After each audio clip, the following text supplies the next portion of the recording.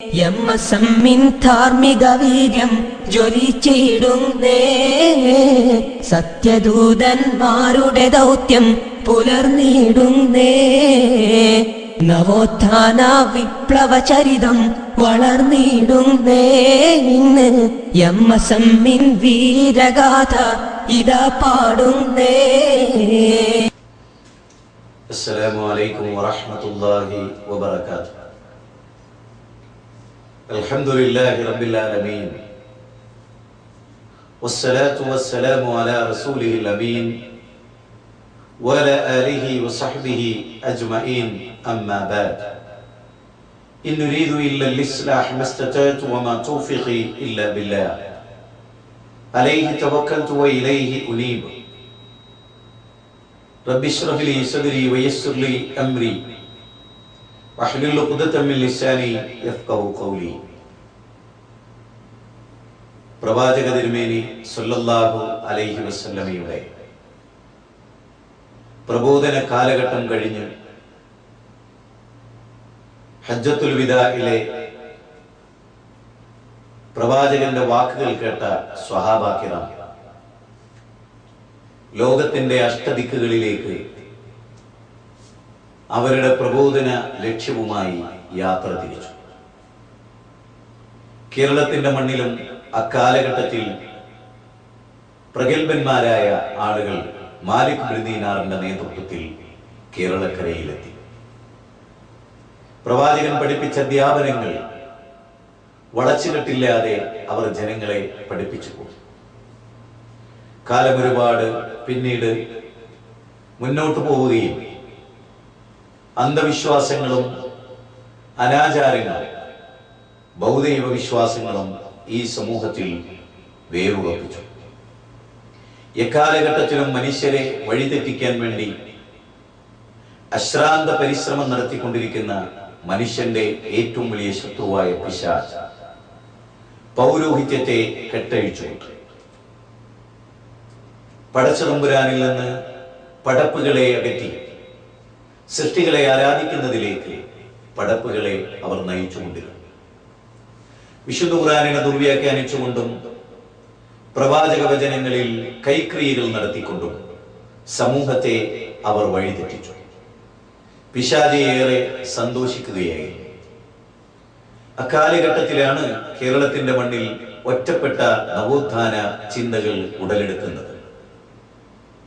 സയ്യിദ് സനാഉല്ലാ മക്തി തങ്ങളും K M മൗലവിയും Vakkom Abdul Khader മൗലവിയും എല്ലാം നവോത്ഥാന നായകന്മാരിൽ പ്രഗത്ഭരായി. കേരള മുസ്ലിം ഐക്യസംഘത്തിൽ നിന്ന് ആരംഭിച്ച് പിന്നീട് അതൊരു പണ്ഡിത സംഘടനയായി രൂപപ്പെടുകയായി.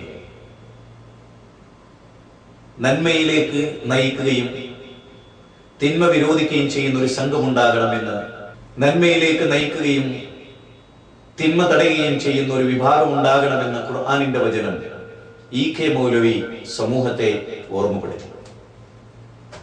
വൽതകും മിൻകും ഉമ്മത്തും യദ്ഊന ഇലൽ ഖൈരി വയഅമുറൂന ബിൽ മഅറൂഫി വയൻഹൗന അനിൽ മുൻകർ. നന്മ കൽപ്പിക്കുകയും തിന്മ വിരോധിക്കുകയും ചെയ്യുന്ന ഒരു ജനപദം നിങ്ങളിൽ നിന്നുണ്ടാകട്ടെ എന്ന ഖുർആനിന്റെ 3-ാം അധ്യായം 104, 110 വചനങ്ങൾ ഉദ്ധരിക്കപ്പെട്ടു.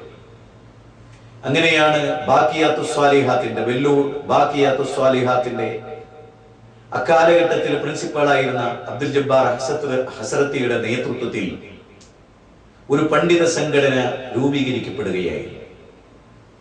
കേരള ജമിയത്തുൽ ഉലമ എന്നാണ് ആ സംഘടനയുടെ പേര്. പൂർണ്ണമായി കേരള ജമിയത്തുൽ ഉലമ അഹ്ലു സുന്നത്തി വൽ ജമാഅ എന്നതായിരുന്നു. അന്ധവിശ്വാസങ്ങളെ ഒട്ടും പൊറുപ്പിക്കാത്ത പണ്ഡിതന്മാരായിരുന്നു ഈ സംഘത്തിലുണ്ടായിരുന്നത്. മരണത്തിന് ശേഷം ഒരു ജീവിതമുണ്ടെന്നും അവിടെയുള്ള സ്വർഗനരകങ്ങൾ അത് തങ്ങൾക്കൊരു പരീക്ഷണമാണെന്നും സ്വർഗാവകാശികളാകാൻ വിശുദ്ധ ഖുർആനും തിരുസുന്നത്തും അള്ളാഹുവും റസൂലും പഠിപ്പിച്ച പോലെ സ്വീകരിക്കണമെന്നും അവർ മനസ്സിലാക്കി. സ്വാർത്ഥ താല്പര്യങ്ങളില്ലാതെ, പ്രാസ്ഥാനികമായ സങ്കുചിതത്വങ്ങളില്ലാതെ പടച്ചതമ്പുരാന്റെ പ്രീതി കാംക്ഷിച്ചുകൊണ്ട് അവർ പ്രവർത്തനം ആരംഭിച്ചു. എക്കാലഘട്ടത്തിലും പിശാചിന്റെ കൂട്ടാളികളായ പുരോഹിതന്മാർ ഇത് അവർക്കൊരിക്കലും സഹിക്കാവുന്നതായിരുന്നില്ല. അതുകൊണ്ട് തന്നെ അവർ സടകുടഞ്ഞേനേറ്റു. കേരള ജമിയത്തുൽ ഉലമയിൽ നിന്ന് വിട്ടുപോകാൻ അവർ ആഗ്രഹിക്കുകയും അതിന്റെ അടിസ്ഥാനത്തിൽ സമസ്ത കേരള ജമിയത്തുൽ ഉലമ എന്ന് പറയുന്ന ഒരു സംഘടന രൂപീകരിക്കുകയും ചെയ്തു. വിശുദ്ധ ഖുർആനിനെ തന്നിഷ്ടങ്ങൾക്കൊത്തു വ്യാഖ്യാനിക്കുകയും പൂർവസൂരികളായ സ്വഹാബത്തും താബിഈകളും തബഉൽ അത്ബാഉകളും അവരാരും വ്യാഖ്യാനിച്ചിട്ടില്ലാത്ത പുതിയ വ്യാഖ്യാനങ്ങൾ മെനയുകയും സമൂഹത്തെ അതിനനുസരിച്ച് അവർ രൂപപ്പെടുത്തിയെടുക്കുകയും ചെയ്തു. കാലം ഒരുപാട് മുന്നോട്ട് നീങ്ങി. മുജാഹിദ് പ്രസ്ഥാനം അതിന്റെ ഐതിഹാസികമായ തൗഹീദി പ്രബോധനം കേരളക്കരയിൽ ഗ്രാമങ്ങളിൽ പട്ടണങ്ങളിൽ എല്ലാം ശക്തമായി പ്രബോധനം ചെയ്തു. പൗരോഹിത്യം സടകുടഞ്ഞേനേറ്റു. ശിർക്കിലേക്ക് ആളുകളെ നയിച്ചു. പ്രവാചക വചനങ്ങളിൽ പലതും അവർ ദുർവ്യാഖ്യാനിച്ചു. കള്ള ഹദീസുകൾ കെട്ടിയുണ്ടാക്കുകയും ഷിയ ചിന്താഗതിക്കാരായ ആളുകൾ നിർമ്മിച്ച നൂതനമായ ഹദീസുകളെ അവർ ജന മനസ്സുകളിൽ കൊണ്ടുവരികയും ജനങ്ങളെ അസത്യത്തിലേക്ക് നയിക്കുകയും ചെയ്തു. പിന്നീട് മുജാഹിദ് പ്രസ്ഥാനത്തിലെ പണ്ഡിതന്മാരായിരുന്നു പിശാചിന്റെ ഏറ്റവും വലിയ ഉന്നം. പിഴച്ചവരെ പിന്നീട് പിഴപ്പിക്കുക എന്ന ദൗത്യം പിശാചിനില്ലല്ലോ. ഷിർക്കിന്റെ കൂട്ടാളികളെ വീണ്ടും ഷിർക്കിലേക്ക് നയിക്കേണ്ട ആവശ്യം പിശാചിനില്ല. തൗഹീദിന്റെ ആളുകളെ ഷിർക്കിലേക്കും സുന്നത്തിന്റെ ആളുകളെ ബിദ്അത്തിലേക്കും നയിക്കുന്നതിൽ പിശാച് അതിൻ്റെതായ പരിശ്രമങ്ങൾ നടത്തിക്കൊണ്ടിരുന്നു.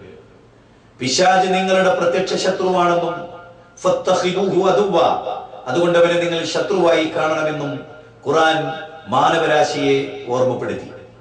പിശാച് മുജാഹിദ് പ്രസ്ഥാനത്തിൽ ശക്തമായി പ്രവർത്തിക്കാൻ ആരംഭിച്ചു. ചില പണ്ഡിതന്മാരെ പിശാചിന് അവന്റെ കൂട്ടാളികളായി ലഭിക്കുകയായിരുന്നു. പിന്നീട് മുജാഹിദ് പ്രസ്ഥാനത്തിലെ പല പണ്ഡിതന്മാർക്കും സ്വന്തമായ അഭിപ്രായങ്ങൾ ഉണ്ടായി. ജാമിഅ നദവിയയിലെ ലെക്ചറായി ജോലി ചെയ്തിരുന്ന ചേകനൂർ മൗലവിയാണ് പിന്നീട് ദുർവ്യാഖ്യാനങ്ങളുമായി കടന്നു വന്ന മറ്റൊരു കഥാപാത്രം. ഹദീസുകളെ അദ്ദേഹം നിഷേധിക്കാൻ തുടങ്ങി. ബുഖാരിയെ അദ്ദേഹം ചോദ്യം ചെയ്തു. പ്രഗത്ഭനായ പ്രവാചകന്റെ ശിഷ്യനെ 1600 ഹദീസുകൾ ലോക മനസാക്ഷിക്ക് സമർപ്പിച്ച അബൂ ഹുറൈറയെ അദ്ദേഹം ജൂതനായി ചിത്രീകരിച്ചു. മുജാഹിദ് പ്രസ്ഥാനത്തിൽ നിന്ന് വേറിട്ടു പോയി ഖുർആൻ സുന്നത്ത് സൊസൈറ്റി എന്ന പേരിൽ ഒരു സംഘം രൂപീകരിച്ച് ഹദീസിനെ നിഷേധിക്കുക വഴി ഖുർആനിന്റെ നിഷേധിയായി അദ്ദേഹം മാറി. മയ്യത്ത് നമസ്കരിക്കാൻ പോലും ആളുകൾക്ക് അവസരം ലഭിക്കാത്ത വിധം അദ്ദേഹം ഈ ഭൂമുഖത്ത് നിന്ന് നിഷ്കാസിതനായി. സ്വാതന്ത്ര്യം നൽകപ്പെട്ട ഒരു നാട്ടിൽ അദ്ദേഹത്തിന്റെ നിഷ്കാസനത്തിന്റെ പിന്നിൽ പ്രവർത്തിച്ചവർ ആരായിരുന്നാലും അതിനെ നാം ന്യായീകരിക്കുകയോ അംഗീകരിക്കുകയോ ചെയ്യുന്നില്ല. ചേകനൂർ മൗലവി മുജാഹിദ് പ്രസ്ഥാനത്തിന്റെ വേദിയിൽ നിന്ന് പിഴച്ചുപോയ ആളിൽ ഒരാളാണ്. CN അഹമ്മദ് മൗലവി മുഅ്ജിസത്തിനെ നിഷേധിക്കുകയും വ്യക്തിപരമായി വ്യാഖ്യാനിക്കുകയും യുക്തിക്കനുസരിച്ച് പ്രമാണങ്ങളെ മാറ്റിവെച്ചുകൊണ്ട് സ്വഹാബത്തിന് യാതൊരു പ്രാധാന്യവും കൊടുക്കാതെ അദ്ദേഹത്തിൻ്റെതായ നൂതന വ്യാഖ്യാനങ്ങൾ മെനഞ്ഞു. പിന്നീട് ജമാഅത്തെ ഇസ്ലാമി രൂപീകരിക്കപ്പെട്ടു. KC അബ്ദുള്ള മൗലവി കേരള ജമിയത്തുൽ ഉലമയിലെ മെമ്പറായി. പിന്നീട് മൗദൂദിയൻ ചിന്ത സ്വാധീനിക്കുകയും വിശുദ്ധ ഖുർആനിനെ രാഷ്ട്രീയ വ്യാഖ്യാനത്തിന് വിധേയമാക്കുകയും ചെയ്തു. വോട്ട് ചെയ്യൽ ശിർക്കാണെന്ന് ജമാഅത്തെ ഇസ്ലാമി ഖുർആനോദി പ്രഖ്യാപിച്ചു. ഇത്തഖദു അഹ്ബാറഹും വറുഹ്ബാനഹും അർബാബൻ മിൻ ദൂനില്ലാ എന്ന ഖുർആനിലെ 9-ാം അധ്യായം 31-ാമത്തെ വചനത്തിന്റെ പശ്ചാത്തലവും സബബുൻ നുസൂലും പരിഗണിക്കാതെ തന്നിഷ്ടത്തിനൊത്ത് ജമാഅത്തെ ഇസ്ലാമി ഖുർആനിനെ വ്യാഖ്യാനിച്ചു.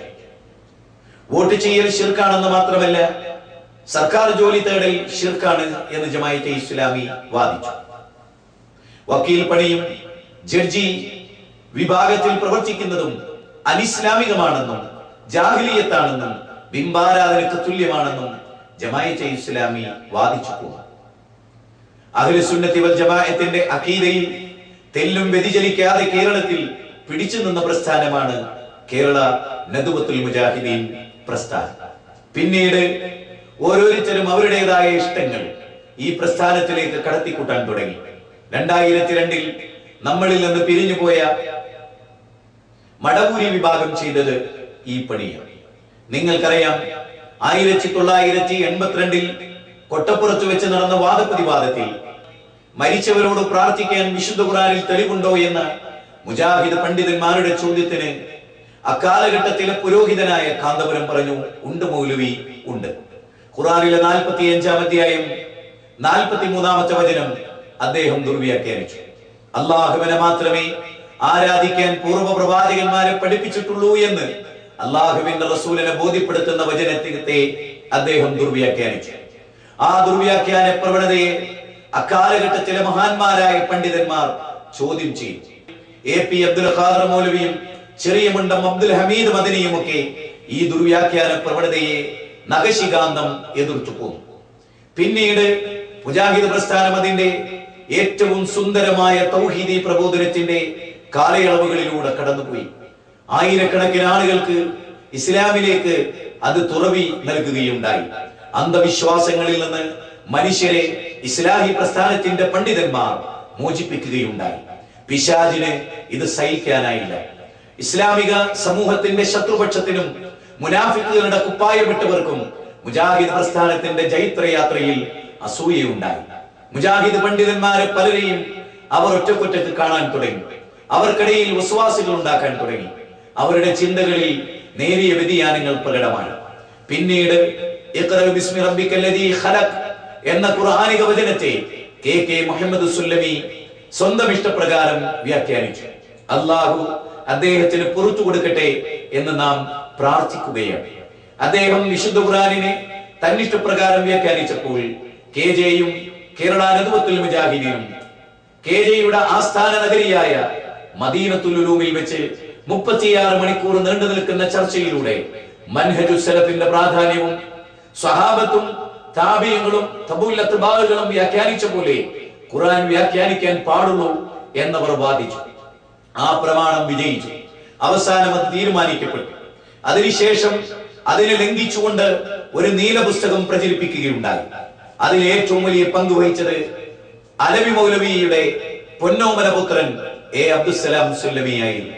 ജീവൽ മരണ പോരാട്ടം നടത്തി നവോത്ഥാന പ്രസ്ഥാനത്തിന് ഊടുംപാവും നൽകിയ മഹാസ്വാത്വികനായ അലവി മൗലവി റഹ്മത്തുള്ളാഹിയുടെ മകൻ ഈ വിധത്തിൽ ദുർവ്യാഖ്യാനിക്കാൻ തുടങ്ങി. വിശുദ്ധ ഖുർആനിനെ അനവധി തവണ അദ്ദേഹം ദുർവ്യാഖ്യാനങ്ങൾക്ക് വിധേയമായി. ഹദീസുകളെ യുക്തി കൊണ്ട് അദ്ദേഹം അളന്നു. അദ്ദേഹത്തിന്റെ സഹീഹ് ബുഖാരിയുടെ വ്യാഖ്യാനങ്ങളിൽ തന്നിഷ്ടപ്രകാരമുള്ള ഒരുപാട് വ്യാഖ്യാനങ്ങൾ അദ്ദേഹം നൽകുകയുണ്ടായി. വിശുദ്ധ ഖുർആനിന്റെ 3-ാം അധ്യായം സൂറത്തു ആൽ ഇംറാനിലെ 175-ാമത്തെ വചനത്തെ അദ്ദേഹം ദുർവ്യാഖ്യാനിച്ചു. മടവൂരികളുടെ എല്ലാ ദുർവ്യാഖ്യാനങ്ങളെയും അക്കാലഘട്ടത്തിലെ യുവപ്രബോധകന്മാർ പിടികൂടി. അതിൽ പേരെടുത്തു പറയേണ്ട ഒരു മഹാവ്യക്തിത്വമാണ് ഡോക്ടർ KK സക്കരിയ സ്വലാഹി. വിശുദ്ധ ഖുർആനിലെ 3-ാം അധ്യായം 175-ാമത്തെ വചനത്തിൽ മക്കാ മുശ്രിക്കുകളെ കുറിച്ചുള്ള പേടി പിശാച് വിശ്വാസികളുടെ മനസ്സിൽ അങ്കുരിപ്പിച്ചു. അതുകൊണ്ട് തന്നെ നിങ്ങൾ മക്കാ മുശ്രിക്കുകളെ പേടിക്കേണ്ടതില്ലെന്നും കാഫിറുകളെയും ജൂതന്മാരെയും നിങ്ങൾ പേടിക്കേണ്ടതില്ലെന്നും എന്ന ഖുർആനിക വചനത്തെ അവർ ദുർവ്യാഖ്യാനിച്ച് പിശാചിനെ നിങ്ങൾ പേടിക്കേണ്ടതില്ല, നിങ്ങൾ എന്നെയാകുന്നു പേടിക്കേണ്ടത് എന്ന് അള്ളാഹു പറയുന്നു എന്ന് അള്ളാഹു പറയാത്ത കാര്യം അള്ളാഹുവിന്റെ പേരിൽ പറയുകയായിരുന്നു. വലാ തൽബിസുൽ ഹഖ്ഖ ബിൽ ബാതിൽ വതക്തുമുൽ ഹഖ്ഖ വഅൻതും തഅലമൂൻ. സത്യത്തെ അസത്യവുമായി അവർ കൂട്ടിക്കുഴച്ചു. വിശുദ്ധ ഖുർആൻ 2-ാം അധ്യായം 42-ാമത്തെ വചനം. ജൂതന്മാരുടെ പാരമ്പര്യമായിരുന്നു ഇത്. അതുകൊണ്ടാണ് സൂറത്ത് ഫാത്തിഹയിൽ ഗൈറിൽ മഗ്ദൂബി അലൈഹിം വലദ്ദാലീൻ എന്ന് നമ്മൾ പ്രാർത്ഥിക്കുന്നത്. അല്ലാഹുവേ, ജൂതന്മാരുടെ പാതയിൽ നീ ഞങ്ങളെ ഉൾപ്പെടുത്തരുതേ. അതോടൊപ്പം വഴിവെച്ച ക്രിസ്ത്യാനികളുടെയും ദൗർഭാഗ്യം എന്ന് പറയട്ടെ, സലാം സുല്ലമി ഈ വഴി തിരഞ്ഞെടുക്കുകയായിരുന്നു. അദ്ദേഹത്തെ പിന്തുടർന്നിട്ടുള്ള ആളുകളും ഇതേ വഴിയിലൂടെ യാത്ര തിരിക്കുകയായിരുന്നു. മുജാഹിദ് പ്രസ്ഥാനം അതിനെ നഖശികാന്തം എതിർത്തു. മാതൃസംഘടനയുടെ പ്രബോധകന്മാരുടെ പ്രബോധനം കേട്ട് കേരള ജനത ഉണർന്നു. മടപൂരികളിൽ പലർക്കും ബോധമുണ്ടായി. അവർ തിരിച്ച് മാതൃസംഘടനയെ ചേക്കേറി. എന്നാൽ പിന്നീട് സലാം സുല്ലമിയുടെ വാദമുഖങ്ങൾ KJയിലെയും KNMലെയും ചില പണ്ഡിതന്മാർക്ക് പിടികൂടുന്ന ദയനീയമായ കാഴ്ചയാണ് നമ്മൾ കണ്ടത്. അത് ഓർമ്മപ്പെടുത്തിയവരെ ജമിയത്തുൽ ഉലമയെ വിമർശിക്കുന്നവരായും KNM-നെ എതിർക്കുന്നവരായും അവരിലെ പണ്ഡിതന്മാർ മുദ്രകുത്തി. നിങ്ങൾ ഒരു കാര്യം സവിശേഷമായി ഇവിടെ ഓർക്കേണ്ടതുണ്ട്. കടവത്തൂരിൽ നടന്ന മടവൂരികൾക്കുള്ള മറുപടിയിൽ KK സക്കരിയ സ്വലാഹി സൂറത്തു ആൽ ഇംറാനിലെ 175-ാമത്തെ വചനത്തെ ദുർവ്യാഖ്യാനിച്ച സലാം സുല്ലമിയുടെ വിദണ്ഡവാദങ്ങളെ പ്രമാണങ്ങൾ വെച്ച് ഖണ്ഡിച്ചു. അതിന്റെ തൊട്ടുമേലെയുള്ള ഖുർആനിക വചനം ഉദ്ധരിച്ചുകൊണ്ട് യഥാർത്ഥത്തിൽ അല്ലാഹു എന്താണ് ഉദ്ദേശിക്കുന്നത് എന്ന് അദ്ദേഹം അന്ന് പഠിപ്പിച്ചു കൊടുത്തു. പിശാചിനെ അല്ലാഹുവിനെ ഭയപ്പെടുന്ന പോലെ മുജാഹിദുകളിലെ ഔദ്യോഗിക വിഭാഗം ഭയപ്പെടുന്നു എന്ന് സുല്ലമിയുടെ പുതിയ കണ്ടെത്തലിനെ KK സക്കരിയ സ്വലാഹി തകർത്ത് തരിപ്പണമാക്കി. എന്നാൽ പിന്നീട് സലാം സുല്ലമി നടത്തിയ അതേ ദുർവ്യാഖ്യാനം ജമിയത്തുൽ ഉലമയിലെ പ്രഗൽഭ പണ്ഡിതനും KNM-ന്റെ സെക്രട്ടറിമാരിൽ ഒരാളുമായ ഇന്ന് ഈ സംഘടനയിലെ കുഴപ്പത്തിന് ചുക്കാൻ പിടിക്കുന്ന വ്യക്തി സലാം സുല്ലമിയുടെ അതേ വഴി സ്വീകരിച്ച് മുന്നേറുന്ന കാഴ്ച ജാമിയ നദിവയിൽ വിളിച്ചു വരുത്തിയ മുജാഹിദ് പ്രവർത്തകർക്കിടയിൽ അദ്ദേഹം നടത്തിയ വിദണ്ഡവാദത്തിൽ നാം കാണുകയാണ്. ഇതേ ഖുർആനിക വചനത്തെ സലാം സുല്ലമി എങ്ങനെ ദുർവ്യാഖ്യാനിച്ചുവോ അതുപോലെ അദ്ദേഹം ദുർവ്യാഖ്യാനിച്ചു. സഹോദരങ്ങളെ, സലാം സുല്ലമി ദുർവ്യാഖ്യാനിച്ചാൽ അത് ദുർവ്യാഖ്യാനവും, നമുക്ക് ഇഷ്ടപ്പെട്ട ഒരു പണ്ഡിതൻ ദുർവ്യാഖ്യാനിച്ചാൽ അത് ദുർവ്യാഖ്യാനമല്ല എന്ന് പറയുന്നത് ഏത് നീതിബോധത്തിന്റെ അടിസ്ഥാനത്തിലാണ്? വലാ യജ്രിമന്നകും ശൻആന ഖൗമിൻ അലാ അല്ലാ തഅദിലു അഅദിലു ഹുവ അഖറബു ലിത്തഖ്വ. ഒരു വിഭാഗത്തോടുള്ള ഈർഷ്യത, അവരോട് അനീതി കാണിക്കാൻ നിങ്ങളെ പ്രേരിപ്പിക്കാതിരിക്കട്ടെ എന്ന ഖുർആനിന്റെ 5-ാം അധ്യായം 8-ാമത്തെ വചനം ഇത്തരുണത്തിൽ നാം ഓർക്കേണ്ടതാണ്. വലൗല അൻഫുസികും വൽ വാലിദൈനി വൽ അഖ്റബീൻ യകൂനു വലിയൻ ഔ ഫഖീറാ. ഖുർആനിലെ 4-ാം അധ്യായം 135-ാമത്തെ വചനം. നിങ്ങളുടെ മാതാപിതാക്കൾക്കും നിങ്ങൾക്കെതിരിലുമായിരുന്നാലും നിങ്ങൾ നീതിക്ക് വേണ്ടി നിലകൊള്ളണമെന്നാണ്. ഖുർആനിന്റെ വചനത്തെ ദുർവ്യാഖ്യാനിച്ച സലാം സുല്ലമിയെ നാം പിടികൂടുകയും അദ്ദേഹം പുതിയ വാദക്കാരനാണെന്ന് പറയുകയും അദ്ദേഹം യുക്തിവാദിയാണെന്ന് നാം പ്രചരിപ്പിക്കുകയും ചെയ്തുവെങ്കിൽ അതേ വഴി സ്വീകരിച്ച നമ്മുടെ കൂട്ടത്തിലെ ഈ പണ്ഡിതനെ നാം എന്ത് വിളിക്കണം? സഹോദരങ്ങളെ, വളരെ പ്രധാനമായ ഒരു കാര്യത്തിലേക്ക് നിങ്ങളുടെ ശ്രദ്ധ ക്ഷണിക്കുകയാണ്. ജമിയത്തുൽ ഉലമ പുറത്തിറക്കിയ റുഖിയ ശർഇയ്യ, അതുപോലെ തന്നെ പിശാച് തുടങ്ങിയ വിഷയങ്ങളിൽ ജമിയത്തുൽ ഉലമ പണ്ഡിതോചിതമായി ചർച്ച നടത്തി എന്ന് പറയുന്ന ഒരു പുസ്തകമുണ്ടല്ലോ ഈ അടുത്ത കാലത്ത് പ്രചരിപ്പിക്കപ്പെട്ടത്. അതിൽ ധാരാളം തെറ്റുകളുണ്ട് എന്ന് പല ആളുകളും ചൂണ്ടിക്കാണിച്ചു. അവരെ കഴുതകളെന്നും വിഡ്ഢികളെന്നും വിളിച്ച് വിമർശിച്ചവരോട് വളരെ ഹൃദയഹാരിയായി ഒരു ചോദ്യം ചോദിക്കട്ടെ. 2006-ൽ സലാം സുല്ലമി ദുർവ്യാഖ്യാനിച്ച അതേ ആയത്ത് 2009-ൽ ഇത് ഞാൻ ഈ പറഞ്ഞ പണ്ഡിതൻ ദുർവ്യാഖ്യാനിക്കുന്നു. ദുർവ്യാഖ്യാനിക്കുക മാത്രമല്ല, അതിൽ ഉറച്ചു നിൽക്കുകയും പിന്നീട് 2011-ന് ശേഷം ജമിയത്തുൽ ഉലമ ഒരു ബുക്ക് ഇറക്കാൻ തീരുമാനിക്കുകയും 2012-ൽ അത് ബുക്കായി പ്രസിദ്ധീകരിക്കുകയും ചെയ്തപ്പോൾ സലാം സുല്ലമിയുടെ അബദ്ധം 2009-ൽ ബോധപൂർവം ജാമിയ നദിമയിൽ വെച്ച് നടത്തിയ ഈ ദുർവ്യാഖ്യാനം എങ്ങനെ ജമിയത്തുൽ ഉലമയുടെ ബുക്കിൽ വന്നു? പരിഭാവനത്വം തുളുമ്പി നിൽക്കുന്ന ജമിയത്തുൽ ഉലമയെ ഹൈജാക്ക് ചെയ്ത് മടവൂരിസം പ്രചരിപ്പിച്ചതിനെ എതിർത്തതാണോ ഞങ്ങൾ ചെയ്ത തെറ്റ് എന്ന് നിങ്ങൾ ഗൗരവമായി ഓർക്കണം. MT വിഷനെ പല രൂപത്തിൽ ദുർവ്യാഖ്യാനിക്കുകയും തെറ്റിദ്ധരിപ്പിക്കുകയും ചെയ്തവർ മാക്സിമം തെറ്റിദ്ധരിപ്പിക്കുന്ന വിഷൻ എന്നും മുജാഹിദുകളുടെ തൗഹീദിൽ മായം ചേർക്കുക, വിഷം ചേർക്കുന്നവരെന്ന് പറയുന്നവരോട് മൂവർ സംഘത്തെ തിരുത്തുന്ന വിഷൻ എന്ന് തിരുത്തി വായിക്കണമെന്ന് ഈ സന്ദർഭത്തിൽ ഞാൻ ഓർമ്മപ്പെടുത്തുകയാണ്. മൂവർ സംഘത്തെ തിരുത്തുന്ന വിഷൻ, അതാണ് MT വിഷൻ എന്ന തിരിച്ചറിവ് നിങ്ങൾക്കുണ്ടാകണം. സ്വർഗമാണ് നിങ്ങൾ ആഗ്രഹിക്കുന്നതെങ്കിൽ സ്വർഗത്തിന്റെ വഴിച്ചാരകൾ ഒരിക്കലും നിങ്ങൾക്ക് നഷ്ടപ്പെട്ടു പോകരുത് എന്നാഗ്രഹിക്കുന്നത് കൊണ്ട് ഖുർആൻ ദുർവ്യാഖ്യാനിക്കുന്ന ഈ പിശാചിന്റെ സന്തത സഹചാരികളിൽ നിന്ന് നിങ്ങളെ മോചിപ്പിക്കുകയാണ്. ജമിയത്തുൽ ഉലമയല്ല നിങ്ങൾ വിമർശിച്ചത്. പരിഭാവനത്വമുള്ള ജമിയത്തുൽ ഉലമയെ ഈ ദുർവ്യാഖ്യാനക്കാർ ഹൈജാക്ക് ചെയ്ത് അതിന്റെ പണ്ഡിതന്മാരെ വിലക്കെടുത്ത് അവരെ തെറ്റിദ്ധരിപ്പിച്ചപ്പോൾ ജമിയത്തുൽ ഉലമ നൂറ്റാണ്ടുകളോളം നിലനിൽക്കേണ്ട ഒരു പണ്ഡിത സംഘടനയാണ് എന്ന് നിങ്ങൾ ഓർക്കണം. അതിന്റെ പേരിലാണ് ഈ കരിഞ്ചന്ത. അതിനെ തൊണ്ടി സഹിതം പിടിക്കുകയാണ് MT വിഷൻ ഈ സംരംഭത്തിലൂടെ ചെയ്യുന്നത്. നിങ്ങൾ ആ ഭാഗം വളരെ പ്രസക്തമായി കേൾക്കുകയും വബശ്ശിർ ഇബാദ് അല്ലദീന യസ്തമിഊനൽ ഖൗൽ ഫയത്തബിഊന അഹ്സനഹു ഉലൈക അല്ലദീന ഹദാഹുമുല്ലാഹ് വഉലൈക ഹും ഉലുൽ അൽബാബ്. വാക്കുകൾ ശ്രദ്ധിച്ചു കേൾക്കുകയും അതിൽ ഏറ്റവും നല്ലത് പിൻപറ്റുകയും ചെയ്തവർ അവർക്കാണ് അല്ലാഹു ഹിദായത്ത് നൽകുക. അവരാകുന്ന ബുദ്ധിജീവികൾ എന്ന് അല്ലാഹു പറയും. ഈ കൂട്ടത്തിലായിരിക്കണം നമ്മൾ. പ്രമാണങ്ങളുടെ പിന്നാലെ പോവുകയും പ്രമാണങ്ങളെ അംഗീകരിക്കുകയും 1982-ൽ കാന്തപുരം ഖുർആൻ ദുർവ്യാഖ്യാനിച്ചപ്പോൾ നാം പിടികൂടി. വിശുദ്ധ ഖുർആനിലെ 4-ാം അധ്യായം 64-ാമത്തെ വചനത്തെ വലൗ അന്നഹും യളമു അൻഫുസഹും ജാഊക എന്ന വചനത്തെ 4 വർഷങ്ങളിലായി 4 എഡിഷനുകളിലായി ആയത്ത് തിരുത്തുകയും അർത്ഥങ്ങൾ തിരുത്തുകയും നബി സല്ലല്ലാഹു അലൈഹി വസല്ലമ അല്ലാഹുവിനോട് പൊറുക്കലിനെ തേടുക എന്നതിനു പകരം റസൂലിനോട് പൊറുക്കലിനെ തേടണമെന്ന് ദുർവ്യാഖ്യാനിച്ച് ശിർക്ക് പ്രചരിപ്പിച്ച പൗരോഹിത്യത്തെ പിടിച്ചുകെട്ടിയ നാം അതേ പാതയിൽ തുടരുന്നു എന്ന് കേൾക്കുമ്പോൾ വേദനയുണ്ട്. അതുകൊണ്ട് തന്നെ ആ ഭാഗം വിശദീകരിക്കുകയാണ് MT വിഷൻ. നിങ്ങളുടെ ഹൃദയം ഇതിനു നേരെ തുറന്നു വെക്കുക. നമുക്കാരോടും വിരോധമില്ല, നമുക്കാരോടും പക്ഷപാതിത്വമില്ല, നാം ആരുടെയും അടിമകളല്ല. അള്ളാഹുവിന്റെ അടിമകളാകാൻ നാം ശ്രമിക്കുക. ഇനി തുടർന്ന് നിങ്ങൾ ഈ തട്ടിപ്പിന്റെ എല്ലാ വശവും കേൾക്കുകയും മനസ്സിലാക്കുകയും ചെയ്യുക. സന്ദർഭോചിതമായി ഇനിയും വിശദീകരണം ഉണ്ടാകും. അള്ളാഹു നമ്മെ സത്യത്തിൽ ഉറപ്പിച്ചു നിർത്തുമാറാകട്ടെ. അസ്സലാമു അലൈക്കും വറഹ്മത്തുള്ളാഹി. ബിസ്മില്ലാഹിർ റഹ്മാനിർ റഹീം. അദ്ധ്യായം 3 ആലു ഇമ്രാൻ.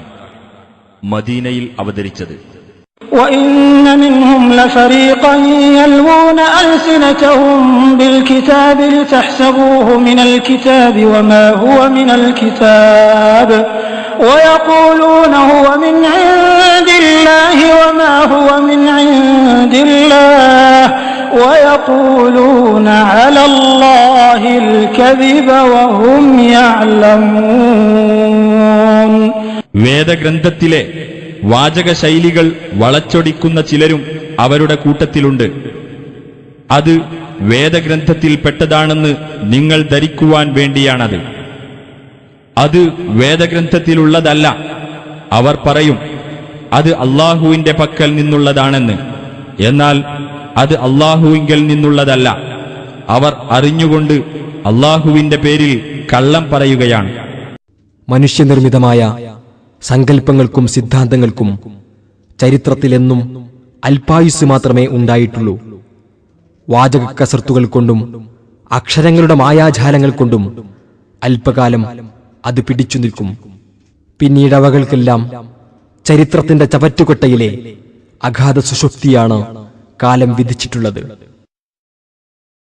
ലാ ഇലാഹ ഇല്ലല്ലാഹ് എന്ന കലിമത്തു തൗഹീദിൽ നിന്നും ഊർജവും വീര്യവും ഉൾക്കൊണ്ട് അള്ളാഹുവിന്റെ മാർഗത്തിൽ കഠിനമായി യത്നിക്കുന്നവരാണ് നാം മുജാഹിദുകൾ. പരിശുദ്ധ ഖുർആനും അതിന്റെ വിശദീകരണമായ നബിചര്യയും സ്വീകരിക്കുന്നതിനും സ്വീകരിച്ചാചരിക്കുന്നതിനും സച്ചരിതരായ സലഫുകളുടെ മാർഗം അവലംബിച്ചുകൊണ്ട് നമ്മുടെ മുൻഗാമികൾ വെട്ടിത്തെളിച്ച പാതയിലൂടെ നടന്നു നീങ്ങുന്ന നമുക്ക് നന്മയുടെ കൈത്തിരിയായി മാലോകരുടെ മുമ്പിൽ ഇന്നും വിളിച്ചു പറയാനുള്ളത് മുൻഗാമികൾ വിട്ടേച്ചു പോയ നൂറ്റാണ്ടുകളോളം പഴക്കമുള്ള അതേ ആദർശം തന്നെയാണ്.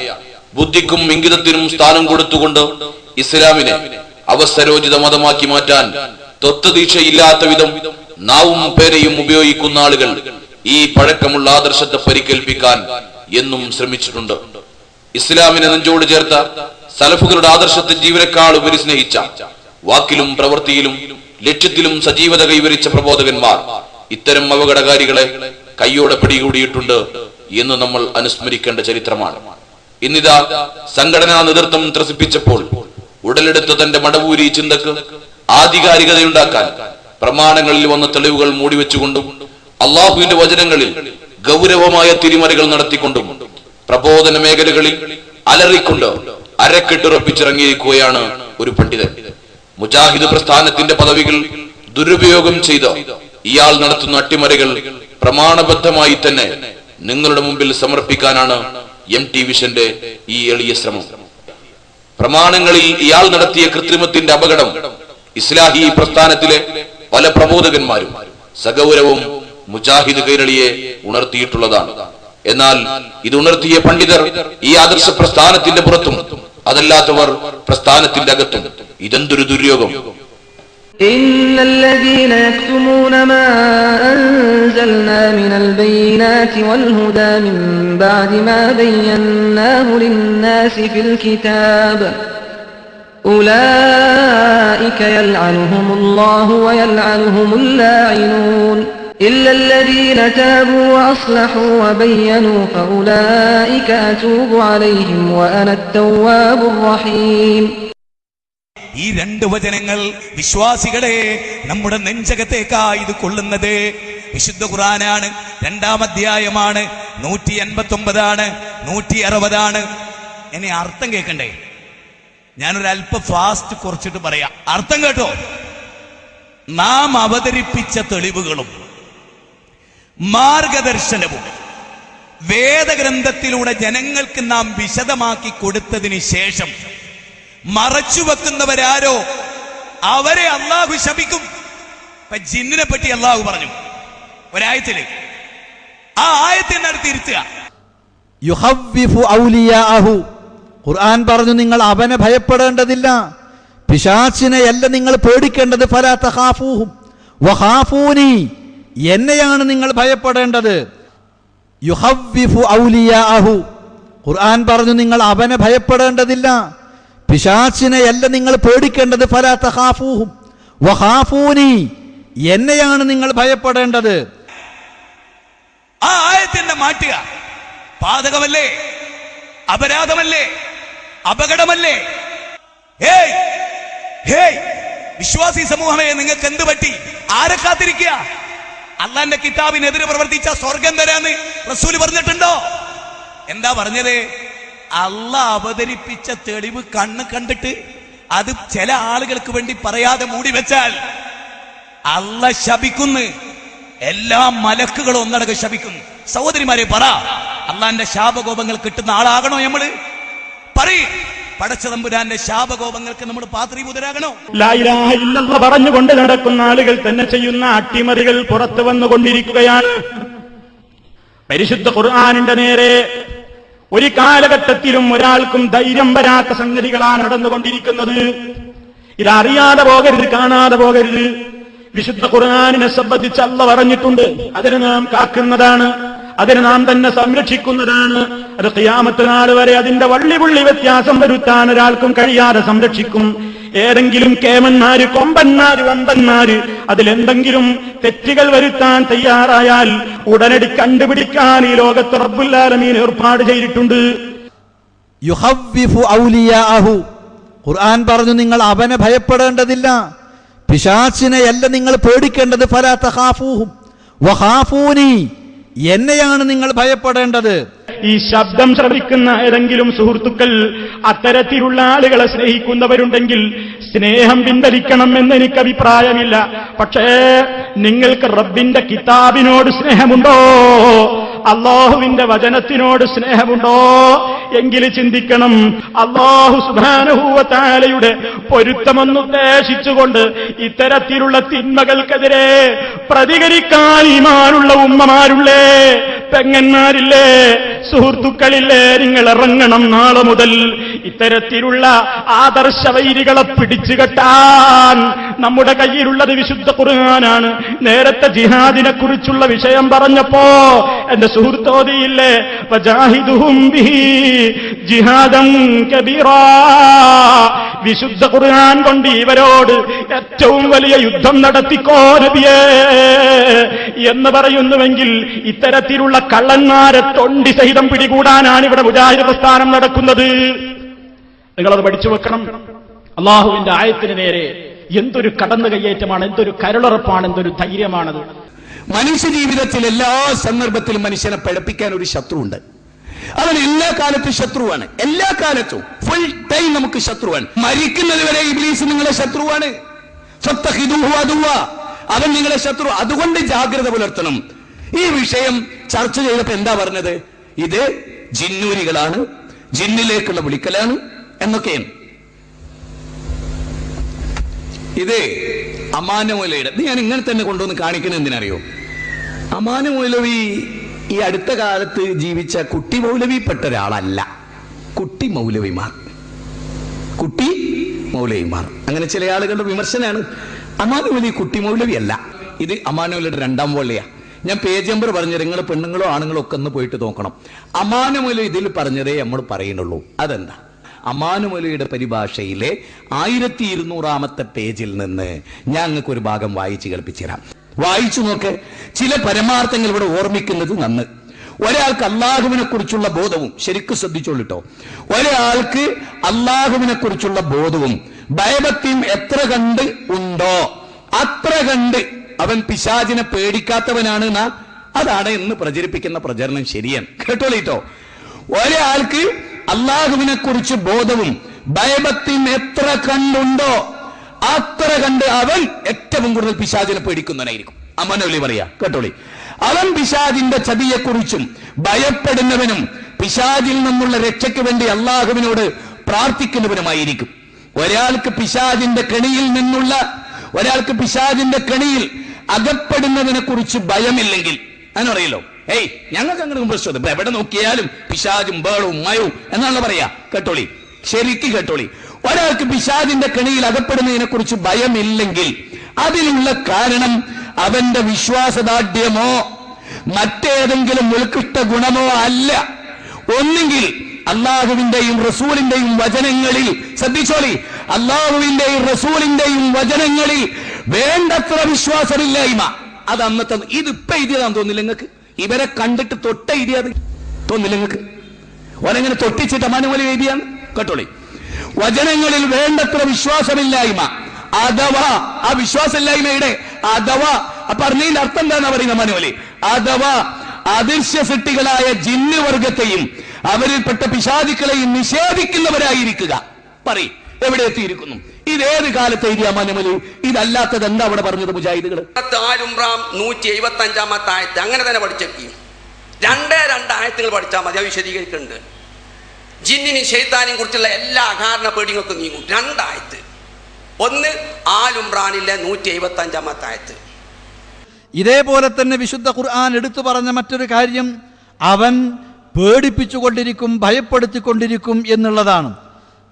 യുഹവ്വിഫു ഔലിയാഅഹു, ഖുർആൻ പറഞ്ഞു നിങ്ങൾ അവനെ ഭയപ്പെടേണ്ടതില്ല, പിശാചിനെയല്ല നിങ്ങൾ പേടിക്കേണ്ടത്. ഫലാ തഖാഫൂഹും വഖാഫൂനി, എന്നെയാണ് നിങ്ങൾ ഭയപ്പെടേണ്ടത്. ഇന്നമാ ദാലികുമു ശൈത്താനു യുഖവ്വിഫു ഔലിയാഅഹു ഫലാ തഖാഫൂഹും. സൂറത്തു ആലു ഇംറാനിലെ 175 വചനം.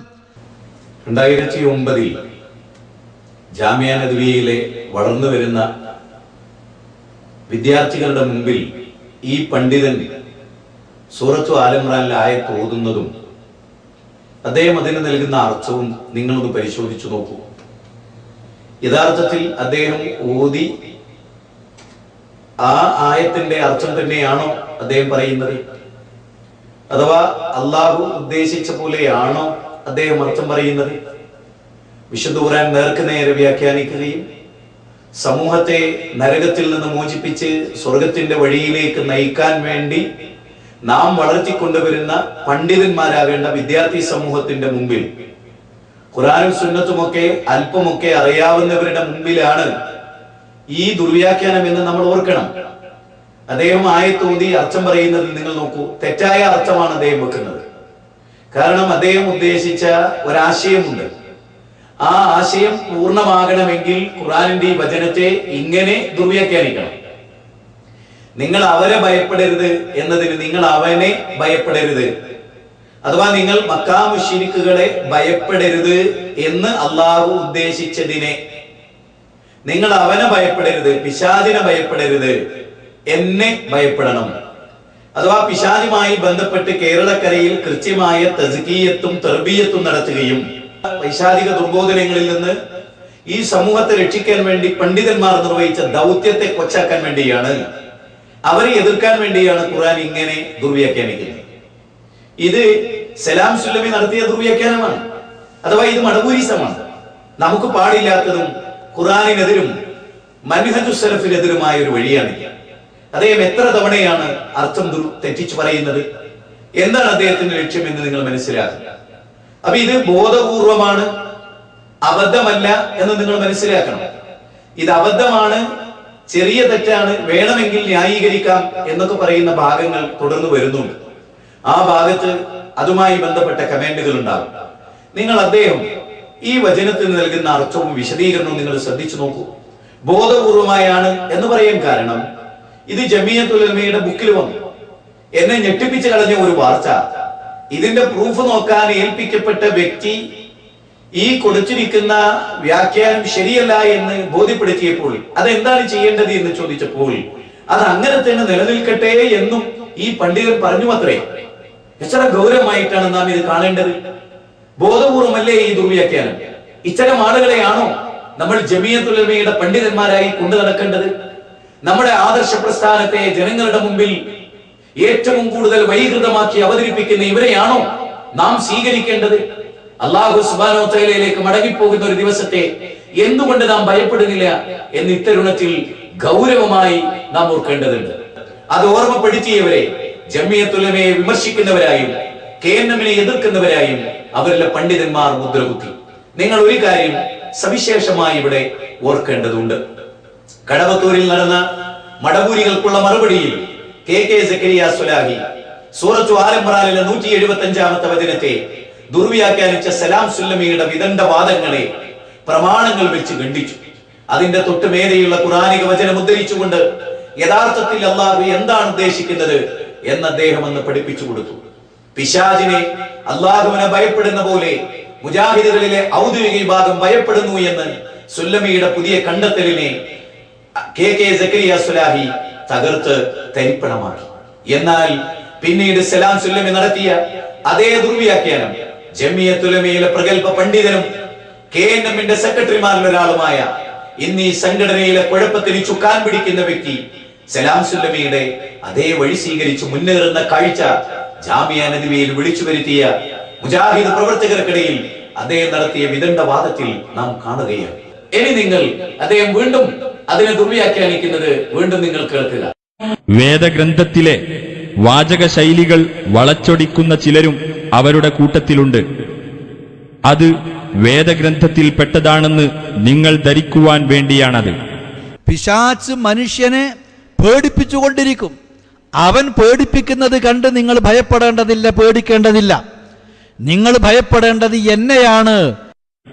അത് വേദഗ്രന്ഥത്തിലുള്ളതല്ല. അവർ പറയും അത് അല്ലാഹുവിന്റെ പക്കൽ നിന്നുള്ളതാണെന്ന്. എന്നത്രേ വിശുദ്ധ ഖുർആൻ വ്യക്തമാക്കുന്നത്. അത് വേദഗ്രന്ഥത്തിലുള്ളതല്ല. അവർ പറയും അത് അല്ലാഹുവിന്റെ പക്കൽ നിന്നുള്ളതാണെന്ന്. എന്നത്രേ വിശുദ്ധ ഖുർആൻ വ്യക്തമാക്കുന്നത്. അത് വേദഗ്രന്ഥത്തിലുള്ളതല്ല.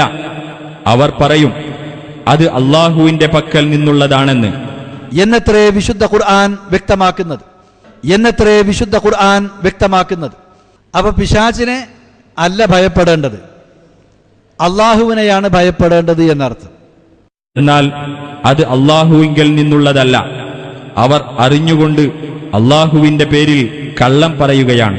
സുഹൃത്തുക്കളെ, ഇവരിപ്പോ പറഞ്ഞു അവിടെ എത്തിയോ? പിശാചിനെ പേടിക്കേണ്ടതില്ല എന്ന് വർക്കുന്നിടത്തെത്തി. പിശാചിനെ യഥാർത്ഥത്തിൽ ഒരു മനുഷ്യന്റെ മുഖ്യ ശത്രു അതാണല്ലോ. ഇന്ന ശൈത്താനലക്കും അദുവ്വൻ ഫത്തഖിദുഹു അദുവ്വാ. പിശാച് നിങ്ങളുടെ ശത്രുവാണ്, അവനെ നിങ്ങൾ ശത്രുവായി തന്നെ കണക്കാക്കണം. ഞാൻ ആദ്യം ഓതി വെച്ച ആയത്ത് അതാണ്. ഇന്നമാ യദ്ഉ ഹിസ്ബഹു ലിയകൂനു മിൻ അസ്ഹാബി സഈർ. സൂറത്ത് ഫാത്തിറിലെ 6-ാമത്തെ ആയത്ത്. അവൻ അവന്റെ കക്ഷിക്കാരെ ക്ഷണിക്കുന്നത് കത്തിക്കരിയുന്ന നരകത്തിന്റെ അവകാശികളാകാൻ വേണ്ടിയാണ്. നമ്മുടെ ശത്രുവെ കുറിച്ച് ഡീറ്റെയിൽ ആയിട്ട് വിശദമായി നമ്മൾ മനസ്സിലാക്കിയാൽ അതിനനുസരിച്ച് നമുക്ക് സൂക്ഷ്മത ഉണ്ടാവും. അതുകൊണ്ട് തന്നെ തസ്കിയത്ത് ക്ലാസുകളിലൊക്കെ പിശാചിന്റെ കെണിയെ കുറിച്ച് പ്രബോധകന്മാർ കാലാകാലങ്ങളിൽ ജനങ്ങളെ ഉണർത്താറുണ്ട്. ഏതായാലും ഇയാളിപ്പോ പറയുന്നത് ഒരൊറ്റ ആയത്ത് മതി ഇവരെ എല്ലാ വാദത്തെയും പൊളിക്കാൻ, അത് പഠിച്ചു വെച്ചോളി എന്ന് പറഞ്ഞിട്ട് ഇയാളൊരു ആയത്ത് ഉദ്ധരിക്കുന്നുണ്ട്. കേട്ടോളി നിങ്ങളെ പൊട്ടത്തരം. സൂറത്ത് ആൽ ഇംറാൻ 175-ാമത്തെ ആയത്ത് അങ്ങനെ തന്നെ പഠിച്ചേക്കി. ഇന്നമാ ദാലികുമു ശൈത്താനു യുഖവ്വിഫു ഔലിയാഹു ഫലാ തഖാഫൂഹും. സൂറത്ത് ആൽ ഇംറാനിലെ 175-ാമത്തെ വചനം. പിശാച് മനുഷ്യനെ പേടിപ്പിച്ചുകൊണ്ടിരിക്കും. അവൻ പേടിപ്പിക്കുന്നത് കണ്ട് നിങ്ങൾ ഭയപ്പെടേണ്ടതില്ല, പേടിക്കേണ്ടതില്ല. നിങ്ങൾ ഭയപ്പെടേണ്ടത് എന്നെയാണ് എന്നത്രേ വിശുദ്ധ ഖുർആൻ വ്യക്തമാക്കുന്നത്. സൂറത്ത് ആൽ ഇംറാൻ 175-ാമത്തെ ആയത്ത് അങ്ങനെ തന്നെ പഠിച്ചേക്കി. രണ്ടേ ആയത്തുകൾ പഠിച്ചാൽ മതി, അത് വിശദീകരിക്കുന്നുണ്ട്. ജിന്നിനും ശൈത്താനെയും കുറിച്ചുള്ള എല്ലാ അകാരണ പേടികൾക്കും നീങ്ങും. 2 ആയത്ത്. ഒന്ന് ആൽ ഇംറാനിലെ 175-ാമത്തെ ആയത്ത്. മറ്റേ ഞാൻ പിന്നീട് വിശദീകരിക്കുന്നുണ്ട്. വെറുതെ ഒക്കെ ഒരൊറ്റ ആയത്ത് മതി നമുക്ക് വെറുതെ എല്ലാം പൊളിച്ചാല്. ഇങ്ങനെയുണ്ട് ഒക്കെ പൊളിക്കണ ആയത്ത് കേട്ടോളിട്ടോ. മടവൂരികൾ എഴുതി വെച്ചോളി. إنما ذلكم الشيطان يخوف أولياءه فلا تخافوهم وخافون إن كنتم مؤمنين. നിങ്ങളെ പേടിപ്പിക്കാൻ ശ്രമിച്ചത് പിശാചു മാത്രമാകുന്നു. അവൻ തന്റെ മിത്രങ്ങളെപ്പറ്റി നിങ്ങളെ പേടിപ്പെടുത്തുകയാണ്. അതിനാൽ നിങ്ങൾ അവരെ ഭയപ്പെടാതെ എന്നെ ഭയപ്പെടുക, നിങ്ങൾ സത്യവിശ്വാസികളാണെങ്കിൽ. ഇന്നമാ ദാലികുമുശ് ശൈത്വാനു യുഖവ്വിഫു ഔലിയാഅഹ് ഫലാ തഖാഫൂഹും വഖാഫൂനി ഇൻ കുൻതും മുഅ്മിനീൻ. ശൈത്താനെ പേടിക്കേണ്ട ആയത്താണ്. എല്ലാ പേടിയും അത് മുഴുവൻ പൊളിക്കാട്ടോ കേട്ടോളി. എന്താ ചെറിയമുണ്ടോ പറപ്പൂരും കൊടുത്ത അർത്ഥം? അത് നിങ്ങളെ പേടിപ്പിക്കാൻ ശ്രമിച്ചത് പിശാച് മാത്രമാകുന്നു. അവൻ തന്റെ മിത്രങ്ങളെ പറ്റി നിങ്ങളെ പേടിപ്പെടുത്തുകയാണ്. അതിനാൽ നിങ്ങൾ അവരെ ഭയപ്പെടാതെ എന്നെ ഭയപ്പെടുക, നിങ്ങൾ സത്യവിശ്വാസികളാണെങ്കിൽ. ഇതിലെവിടെ സുന്നബി ശൈത്താനെ പേടിക്കണ്ടാന്ന്? എവിടെ മടവൂരികളെ ഏറ്റി നടക്കുന്ന മുഹദ്ദിദിന്റെ പൊട്ടപ്പോയത്തം കാണിച്ചേരും. ഒരു ശൈത്താനും കണ്ടു, ഫലാ തഖാഫൂനിന്നും കണ്ടു, വഖാഫൂനിന്നും കണ്ടു. അപ്പൊ ശൈത്താനെ പേടിക്കണ്ട. ഇത് എന്താ സംഭവം എന്നറിയോ? ഉഹദ് യുദ്ധം കഴിഞ്ഞിട്ട് തിരിച്ചു. ആ യുദ്ധത്തിന് മുസ്ലിങ്ങൾ കുറച്ച് പരാജയം ഉണ്ടായല്ലോ. അബൂ സുഫിയാനും കൂട്ടരും തിരിച്ചു പോകുമ്പോ അടുത്ത കൊല്ലം ബദറിൽ വെച്ചിട്ട് കാണാം. പക്ഷെ ബദറിന്റെ സീസൺ ആയപ്പോഴേക്ക് യുദ്ധത്തിന് ഒരുക്കം ചെയ്യാൻ അവർക്ക് സാധിച്ചില്ല. ക്ഷാമവും മറ്റും പിടിപെട്ടു. പക്ഷെ മാനക്കേടല്ലേ അങ്ങനെ പറഞ്ഞിട്ട് പോകാതിരുന്നാൽ. അപ്പൊ അതിനോടൊരു കള്ളപ്രചരണം അയച്ചു വിട്ടു. നുഐം ബിൻ മസൂദ് എന്ന് പറയുന്ന ഒരുത്തനെ മദീനയിലേക്ക് ശട്ടം കെട്ടി അയച്ചു. ഖുറൈശികൾ മക്കയിൽ വമ്പിച്ച പടയൊരുക്കം നടത്തുന്നുണ്ട് എന്ന് മദീനയിൽ പ്രചരണം നടത്താൻ. ആ പ്രചരണം ചില മുനാഫിക്കീങ്ങൾ ഏറ്റെടുത്തു. യഹൂദികളായ ശത്രുക്കളും ഏറ്റെടുത്തു. അവർ കള്ളപ്രചരണം നടത്തി. ആ കള്ളപ്രചരണം ഉണ്ടാക്കിയത് പിശാചാണ്. അതിനെപ്പറ്റി അത് പറയുന്നത് കേട്ടോ. പക്ഷേ സത്യവിശ്വാസികളോട് പറയാണ്, ആ മുനാഫിക്കീങ്ങളെ നിങ്ങൾ പേടിക്കണ്ട, ആ യഹൂദികളെ നിങ്ങൾ പേടിക്കണ്ട, നിങ്ങൾ എന്നെയാണ് പേടിക്കേണ്ടത് എന്ന് പറയാണ്. അപ്പൊ പിശാചിന്റെ മിത്രങ്ങളെ പേടിക്കണ്ട എന്ന് പറഞ്ഞിടത്ത് പിശാചിനെ പേടിക്കണ്ട, യഹൂദിനെയും മുനാഫിക്കിനെയും പേടിക്കണ്ട എന്നുള്ളത് ശൈത്താനെ പേടിക്കണ്ട. അപ്പൊ ശൈത്താനും കണ്ടു, ഫലാ തഖാഫൂന്നും കണ്ടു. ഓ അടിച്ചു വിടുക, ഒറ്റ മതി നമുക്ക്, ഒക്കെ പൊളിച്ച നല്ല പൊളിക്കല. അതിന്റെ മേലത്തെ ആയത്ത് എന്താണെന്നറിയോ? അതേറ്റ് ബന്ധപ്പെട്ട ആയത്തത് 153 154. الذين قال لهم الناس إن الناس قد جمعوا لكم فاخشوهم فزادهم إيمانا وقالوا حسبنا الله ونعم الوكيل.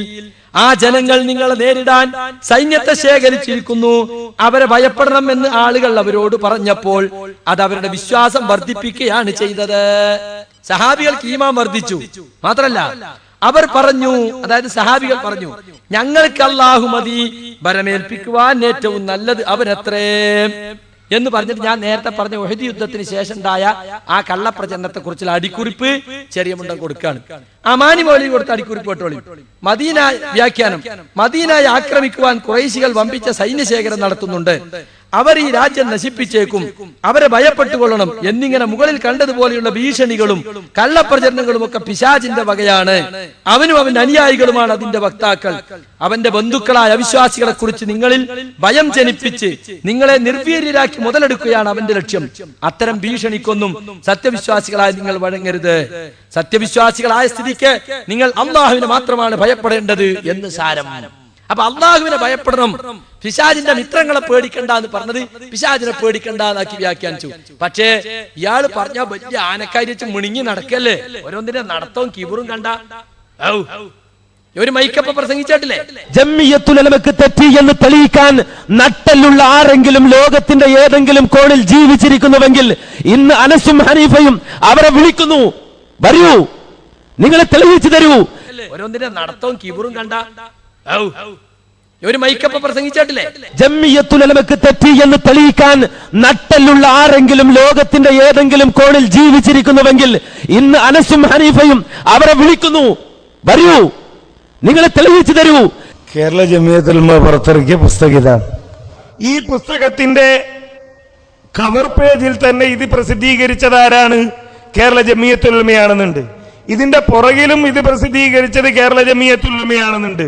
ഇതിന് ആമുഖം എഴുതിയത് കേരള ജംഇയ്യത്തുൽ ഉലമയുടെ സെക്രട്ടറിയായ എം മുഹമ്മദ് മദനി ആ പദവി വെച്ചുകൊണ്ട് തന്നെയാണ്.